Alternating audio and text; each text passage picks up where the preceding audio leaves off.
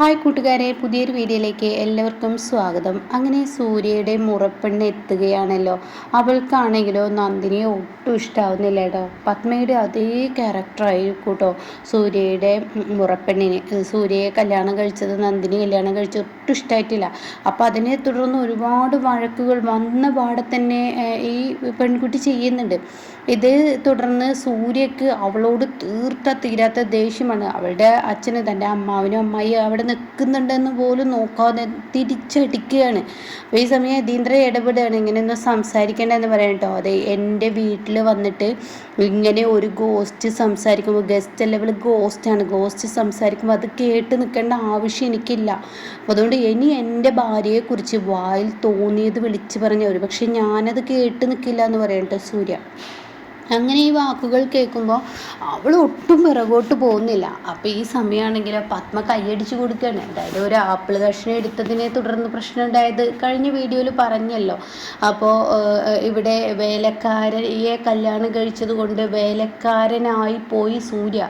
അതേ നിലവാരത്തിലോട്ട് താഴ്ന്നിരിക്കുന്നു. ഞങ്ങളുടെ ഈ അന്തസ്സിൽ സൂര്യ ചേർക്കാൻ പറ്റില്ല എന്നൊക്കെയാണ് കേട്ടോ പറയുന്നത്. അപ്പോൾ ഇതൊക്കെ പറയുന്നത് കേൾക്കുമ്പോൾ പത്മ കൈയടിച്ച് കൊടുക്കുകയാണ്. പത്മ പറയണേ, ഇങ്ങനെ ഒരാളെ കിട്ടാനാണ് ഞാൻ കാത്തിരുന്നത്. എന്തായാലും കലക്കി മോളെ. സൂര്യയെ എനിക്ക് നിർത്തിപ്പൊരിക്കാൻ ഇതുവരെ പറ്റിയിട്ടില്ല.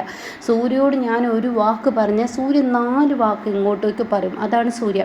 അപ്പോൾ അതുകൊണ്ട് തന്നെ നീ അവൻ്റെ വാ അടിപ്പിക്കുന്ന മറുപടിയാണല്ലോ പറഞ്ഞതെന്ന് പറയുമ്പോൾ ഇതിനെ പറയാം, വാ അടപ്പിക്കല്ല ചെയ്തത്, അടപ്പിച്ചതല്ല, അടപ്പിച്ചത് ഞാനാണ്. അതാ നീ ചിന്തിച്ചാൽ അന്ന് പത്മയെന്നും പറയുന്നുണ്ട്.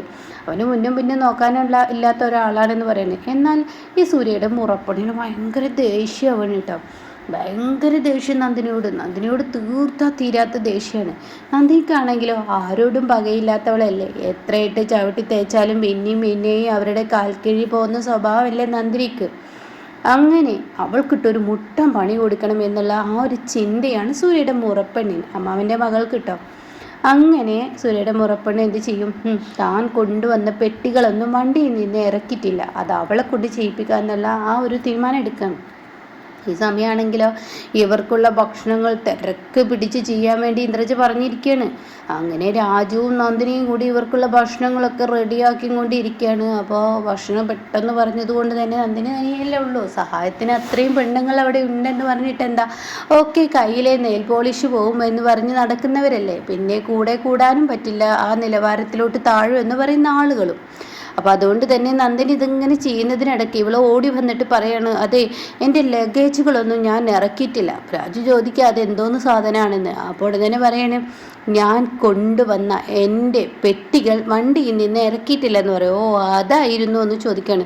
എന്താടോ താനൊരു പുച്ഛത്തോടു കൂടി സംസാരിക്കുന്നത്, എന്താ അത് പ്രശ്നമല്ലേ എന്ന് ചോദിക്കുമ്പോൾ, അയ്യോ മേഡ അതല്ല, എനിക്ക് എന്താ സംഭവം, അതിനെങ്ങനെ, ഞങ്ങളുടെ കൾച്ചർ നിങ്ങൾക്കില്ലല്ലോ, ഇങ്ങനെയുള്ളവരൊക്കെ പിടിച്ചു കൊടുത്തിട്ട് എങ്ങനെ ഇരിക്കും. അപ്പോൾ രാജു പറയണം, 4 നേരം വെട്ടി വിഴുങ്ങും, 4 അല്ല അതിൽ കൂടുതലേ ഉള്ളൂ, വെട്ടി വിഴുങ്ങാൻ ഉണ്ടാക്കി തരുന്ന ഇങ്ങനെയുള്ളവരാണെന്ന് ചിന്തിക്കുന്ന നല്ല. എന്താണ് താൻ എന്തെങ്കിലും പറഞ്ഞോ? ഇല്ല. അപ്പോഴേക്കും നന്ദിനി പറയാം, രാജുവേട്ടാ വെറുതെ ഒരു പ്രശ്നത്തിന് നിൽക്കണ്ടെന്ന് പറയുന്നുണ്ടോ. അപ്പോൾ ഈ സമയം അവൾ പറയുന്നതിലൊന്നും കുഴപ്പമില്ലേ, അവൾക്ക് മാത്രമേ നാവുള്ളൂ, എല്ലാവർക്കും നാവ് തന്നിട്ടുണ്ട്, അവളുടെ നാക്കിന് എല്ലില്ലാത്ത പോലെ എൻ്റെ നാക്കിനും എല്ലില്ല രാജു പറയുന്നു കേട്ടോ. രാജുവിന് 2 കൊടുക്കണം പറയണമെന്നൊക്കെ രാജുവിനുണ്ട്. അത് എത്ര വേലക്കാരനായാലും വേലക്കാരിയാണെങ്കിലും ആരാണെങ്കിലും. അങ്ങനെ ഈ സമയം അവൾ പറയുകയാണ് രാജുവിനോട്, പെട്ടി എടുത്തിട്ടില്ല അതെടുത്തു. അപ്പോൾ ആയിക്കോട്ടെ ഞാൻ എടുത്തു വരാം, തന്നോട് ഞാൻ എടുക്കാൻ പറഞ്ഞിട്ടില്ലടോ, ഇവൾ എടുത്തു കൊണ്ടിരട്ടെ എന്ന് പറയണം. ഓ അപ്പം നിനക്കിട്ട് പണിയാനാണ് ഇവൾ വന്നിരിക്കുന്നത്, എന്തായാലും ആവട്ടെ, നീ അത് ചെയ്യുമല്ലോ. അപ്പോൾ ഈ സമയം നന്ദിനി പറയാണ്, എന്താ വേണ്ടതെന്നല്ല, അത് എടുത്തിട്ട് വാ. ഓക്കെ മാഡം എന്ന് പറഞ്ഞിട്ട് നന്ദിനി അവിടെ നിന്ന് പോവുകയാണ്. അങ്ങനെ നന്ദിനി അവളുടെ പെട്ടി വണ്ടിയിൽ നിന്ന് ഡിക്കിയിൽ നിന്ന് ഓരോന്നായി എടുത്തു വെക്കണം. ഇത് കണ്ട് ആസ്വദിക്കുകയാണ് കേട്ടോ ഈ പെണ്ണ്. മുറപ്പെണ്ണ് ഭയങ്കരമായി ആസ്വദിക്കണം. അവൾക്ക് ഭയങ്കര സന്തോഷം, ഭയങ്കരം എന്ന് പറഞ്ഞാലും ഭയങ്കര സന്തോഷം, പറയാൻ വാക്കുകളില്ല. തൻ്റെ ചെറുക്കനെ തട്ടിയെടുത്തവളാണ്, തന്നെ അവളിപ്പോൾ സൂര്യയുടെ ഭാര്യയാണെന്നുള്ള പോലും കൂടി ഓർക്കാതെ അവൾക്ക് അങ്ങനെ ഈ വീട്ടിലെ ഈ റോള് മാത്രം മതി, എനിക്ക് ആ സ്ഥാനത്തോട്ട് കയറണം എന്നുള്ള ആ വാശിയാണ് കേട്ടോ അവളുടെ ഇടയിൽ. അങ്ങനെ നന്ദിനി കഷ്ടപ്പെട്ട് 2 കൈയിലും പെട്ടിയൊക്കെ തൂക്കിയെടുത്ത് വരികയാണ്. ഈ സമയം കോണിയുടെ അതുവരെ എത്തിയിട്ടുണ്ട്. സ്റ്റെയർ കയറാൻ നിൽക്കുന്ന സമയം നീ ഇങ്ങ് വലിച്ചു കൊണ്ടുപോവാ എന്ന് പറയണേ. അപ്പോഴാണ് കേട്ടോ സൂര്യ ഇത് കണ്ടുവരുന്നത്. സൂര്യ ഇത് കണ്ടുവരുമ്പോൾ താഴോട്ട് ഇറങ്ങി വരുമ്പോൾ തൻ്റെ ഭാര്യ തന്നെ വേലക്കാരി റോള് തന്നെയാണ് ചെയ്യുന്നത്. അവളുടെ പെട്ടിയൊക്കെ എടുത്ത് മുകളിലോട്ട് കൊണ്ടുവരും. ഈ സമയം നന്ദിനി നീ എന്താ ഈ കാണിക്കുന്നതെന്ന് ചോദിക്കുകയാണ്. അപ്പോൾ നന്ദിനി പറയണേ, സൂര്യ സാർ ഞാൻ ഇവളുടെ പെട്ടി. നന്ദിനി നീ എന്താ ഇത്രയും തരം താഴ്ന്നു പോകുന്നത്? സാർ ഞാൻ എന്താ ചെയ്തത്? അപ്പോഴേക്കും സൂര്യയുടെ മുറപ്പെണ്ണ് പറയണേ, അവൾ തരം താഴ്ന്നതൊന്നല്ല, അവളുടെ ഇതെന്താണെന്നുള്ളത് അവൾക്കറിയാം, അവൾ എവിടെയാണ് നിൽക്കുന്നതെന്ന് അവൾക്കറിയാം. അവൾ ഈ വീട്ടിലെ വേലക്കാരിയാണ്. അത് കേൾക്കുന്ന ഉടൻ തന്നെ നിൻ്റെ നാക്ക് ഞാൻ പിഴുതെടുക്കണ്ട എന്നിങ്ങ് പറഞ്ഞിട്ട് ഈ സൂര്യയുടെ മുറപ്പെണ്ണിനോട് അങ്ങ് വഴക്കിടുക. അപ്പോഴേക്കും നന്ദിനി പറയണേ, സൂര്യ സാർ എന്തിനാ ഇപ്പോൾ ഇവിടെ ഒരു വഴക്ക്? ഇതിപ്പോൾ എന്തത്ര വലിയ വിഷയമല്ലല്ലോ, ഇതിത്ര വലിയ വിഷയമൊന്നുമല്ല. നിന്നെ താഴ്ത്തുന്നത് കുറച്ചെങ്കിലും ഉളുപ്പുണ്ടെങ്കിൽ ഒന്ന് മനസ്സിലാക്കിക്കോ. നീ വീട്ടിലെ വേലക്കാരി എന്നാ പറയുന്നത്. നീ എൻ്റെ പെണ്ണാണ്, സൂര്യയുടെ പെണ്ണാണ്. സൂര്യയുടെ പെണ്ണ് എവിടെ നിൽക്കണം, എന്ത് ചെയ്യണമെന്ന് തീരുമാനിക്കുന്നത് നീ ഒന്ന് ചിന്തിച്ച് ചെയ്യണം. അല്ലാതെയും കണ്ടവൻ്റെ വീപ്പ് ചുമക്കാൻ നിന്നോട് ഞാൻ പറഞ്ഞിട്ടില്ല. അപ്പോഴേക്കും അത് തന്നെയാണല്ലോ ഉണ്ടാവുക. അങ്ങനെ പഠിച്ചവർക്ക് അങ്ങനെയല്ലേ ചെയ്യാൻ കഴിയുള്ളൂ. അത് കേട്ട ഉടനെ തന്നെ നന്ദിനിയുടെ നേർക്ക് സൂര്യങ്ങ് കൈ ഒഴുങ്ങാനും, നിനക്ക് ഇത് വെച്ച് ഒന്നങ്ങ് തരികയാണ് വേണ്ടത്, മര്യാദക്ക് എൻ്റെ കൂടെ അങ്ങ് വാ എന്ന് പറയണേ. അപ്പോഴേക്കും സൂര്യയുടെ മുറപ്പെണ്ണ് പറയണ, അയ്യോ എൻ്റെ പെട്ടി ആരാണ് ഇനിയിപ്പോൾ എടുത്തു കൊണ്ടുപോവുക എന്ന് ചോദിക്കുന്നുണ്ട്.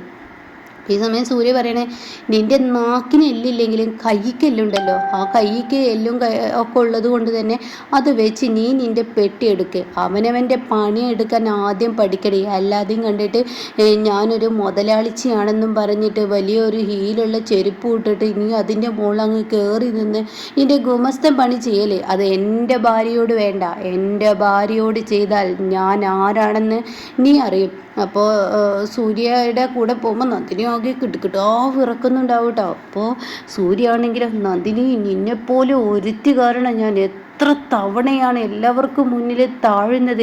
എന്തിനാ നന്ദിനി നീ ഇങ്ങനെ നാണവും മാനവും ഇല്ലാത്തവർക്ക് ചെയ്തു കൊടുക്കുന്നത്? ഒരു ലേശം നന്ദി എന്ന് പറയുന്നത് അവരുടെ മനസ്സിലില്ല. സൂര്യ സാർ ഞാൻ അതിന് മാത്രം ഒരു തെറ്റൊന്നും ചെയ്തില്ലല്ലോ. അവൾ നമ്മളുടെ വീട്ടിൽ ഗസ്റ്റായി വന്ന ഒരു വിരുന്നുകാരി. ഞാൻ പറഞ്ഞില്ല നേരത്തെ എൻ്റെ അച്ഛനോട്, അവൾ ഗസ്റ്റ് എന്നല്ല അതിന് ഉപയോഗിക്കുക, അവൾ ഗോസ്റ്റാണ്. അവളൊരു യക്ഷിയായിട്ടാണ് വന്നത്. എൻ്റെ അമ്മയുടെ സെക്കൻഡ് ക്വാളിറ്റിയാണ് അവൾ നിന്നെ തകർക്കാനാണ് ഈ വീട്ടിലോട്ട് വന്നിരിക്കുക. അത് നീ മനസ്സിലാക്കി. നിൻ്റെ സ്ഥാനം തട്ടിയെടുക്കാനാണ് അവൾ വന്നിരിക്കുന്നത്. അത് നിനക്ക് ഇപ്പം മനസ്സിലാവില്ല, അത് കുറച്ച് കഴിഞ്ഞാലേ മനസ്സിലാവുള്ളൂ. അതുകൊണ്ട് അവൾ പല തറപ്പണിയും നിന്നോട് പറയും. ആ സമയമൊക്കെ നീ അവളുടെ ആ തറപ്പണിയൊക്കെ ചെയ്തു കൊടുക്കാൻ നിന്ന് കഴിഞ്ഞാൽ അവൾ നിന്നെ കൊണ്ട് പലതും ചെയ്യും. പണ്ട് ഇന്ദ്രജൻ നിന്നെ കൊണ്ട് കാല് മസാജ് ചെയ്തത് ഓർക്കുന്നില്ലേ? ആ സമയം നിൻ്റെ ഉള്ളിലുണ്ടായ വേദന എന്താണെന്നറിയില്ല. അതുപോലെ പല പണിയും എൻ്റെ ചേച്ചി ചെയ്യിപ്പിച്ചതുപോലെ പലതും ഇവളും ചെയ്യും. ഇവൾ അത്ര മോശക്കാരിയൊന്നുമല്ല, എൻ്റെ അമ്മയുടെ അതേ പകർപ്പാണ്. അതുകൊണ്ട് നിന്നോട് വെറുപ്പാണ്. വേലക്കാരി എന്ന് പറയുന്ന പുച്ഛമാണ്. ആ ഒരു സ്ഥാനമാണ് നിന്നെ കാണുന്നത്. ഞാൻ നിന്നെ കല്യാണം കഴിച്ചാൽ അവൾക്ക് ഇഷ്ടപ്പെട്ടിട്ടില്ല എന്ന് പറയട്ടോ. ഇതേ സമയം സൂര്യയുടെ മുറപ്പെണ്ണിനാണെങ്കിലും വാശി കയറണം. അങ്ങനെയായോ, എന്നാൽ ഇവനിട്ടൊരു പണി കൊടുക്കണം, അവളെ കൊണ്ട് ഞാൻ ചെയ്യിപ്പിച്ചുതരാം ചില പണികൾ എന്ന് പറഞ്ഞിട്ട് ഇനി സൂര്യയുടെ കൂടെ കിടക്കാതിരിക്കാനുള്ള ഒരു പണി ചെയ്യുന്നുണ്ട് കേട്ടോ. അപ്പോൾ ഇതിനെക്കുറിച്ചൊക്കെ റിവ്യൂ പറയാവേ. അപ്പോൾ നിങ്ങൾക്ക് ഇതുപോലെ അപ്കമിങ് റിവ്യൂസ് കേൾക്കാൻ താല്പര്യമുള്ളവർ ചാനൽ സബ്സ്ക്രൈബ് ചെയ്തിടുക. അപ്പോൾ ഇതൊക്കെ എന്തായാലും മലയാളത്തിലും വരുന്ന എപ്പിസോഡുകളാണ് കേട്ടോ.